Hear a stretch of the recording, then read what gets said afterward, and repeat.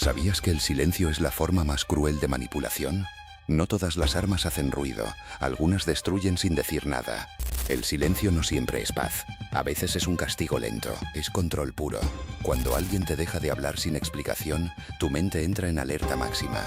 Empiezas a preguntarte, ¿qué hice mal?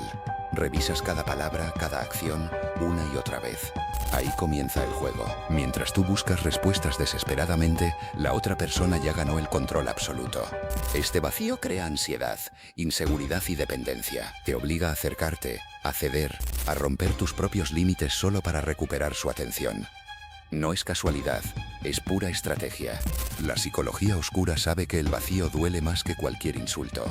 El insulto se enfrenta, se discute, pero el silencio se interpreta. Y es en esa interpretación donde te manipulan por completo, destruyendo tu autoestima. Ahora dime sinceramente, ¿cuántas veces has roto tu orgullo solo para llenar un silencio manipulador? Guarda este vídeo para recordar que el silencio dice más que 1000 palabras.